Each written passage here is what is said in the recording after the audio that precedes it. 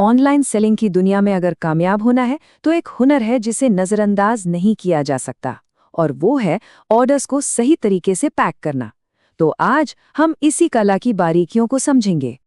देखिए, एक online seller के लिए अच्छी पैकिंग का मतलब सिर्फ डिब्बे में सामान डालना भर नहीं है। इसका असली मतलब है अपने प्रोडक्ट की एकदम सेफ और सिक्योर डिलीवरी। और आखिर में एक खुश कस्टमर। सीधी सी बात है, यही 3 चीजें किसी भी ऑनलाइन बिजनेस की मजबूत नींव बनती हैं। तो चलिए अब थोड़ा गहराई में उतरते हैं। पैकिंग को अक्सर एक छोटा मोटा काम मान लिया जाता है, पर सच तो ये है कि ये आपके बिजनेस का एक बहुत ही जरूरी हिस्सा है। आइए समझते हैं कि आखिर ये इतना जरूरी है क्यों। सोचकर देखिए, ये सब कुछ एक दूसरे से जुड़ा हुआ है। सही पैकिंग होगी तो प्रोडक्ट डैमेज होने से बचेगा, और अगर प्रोडक्ट डैमेज नहीं होगा तो रिटर्न्स और शिकायतें अपने आप कम हो जाएंगी। जब कस्टमर के हाथ में एकदम सही सलामत प्रोडक्ट पहुंचता है तो उनका एक्सपीरियंस बेहतरीन हो जाता है और मार्केट में आपकी एक प्रोफेशनल इमेज बनती है। और हाँ, डिलीवरी पार्टनर्स का काम भी तो आसान हो जाता है। एक बढ़िया पैकिंग की कहानी प्रोडक्ट को बॉक्स में डालने से बहुत बहुत पहले शुरू हो जाती है। कहते हैं ना, तैयारी ही जीत की पहली सीढ़ी है। तो कुछ भी पैक करने से पहले ये 4 बातें हमेशा चेक करनी है। पहला, प्रोडक्ट एकदम साफ सुथरा और बिना किसी नुक्स के होना चाहिए। दूसरा, ऑर्डर को डबल चेक करें, सही आइटम है, सही क्वांटिटी है। तीसरा, पैकिंग प्रोडक्ट के डिस्क्रिप्शन से मेल खानी चाहिए। और सबसे जरूरी, ये देख लें कि कहीं आइटम नाजुक यानी फ्रेजाइल तो नहीं है। तो अब बात करते हैं सही सामान की। आपके पास कोरुगेटेड बॉक्स, बबल रैप, थोड़ा कागज, पॉली बैग और मजबूत टेप तो होना ही चाहिए।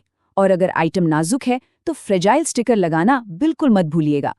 एक और बात, आजकल के ज़माने में इको फ्रेंडली मटेरियल इस्तेमाल करना एक बहुत बड़ा प्लस पॉइंट है।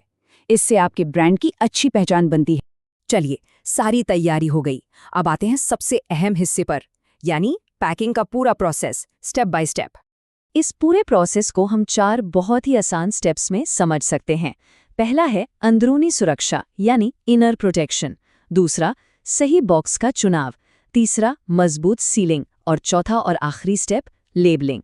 ये एक ऐसी गलती है जो अक्सर लोग कर बैठते हैं। बॉक्स का साइज हमेशा याद रखिए, बॉक्स प्रोडक्ट के साइज के हिसाब से ही होना चाहिए।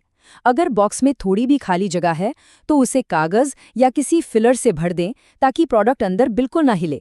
बहुत ज्यादा बड़ा या बहुत छोटा बॉक्स दोनों ही नुकसानदायक हैं। बॉक्स चुनने के बाद सीलिंग को कभी भी हल्के में नहीं लेना है।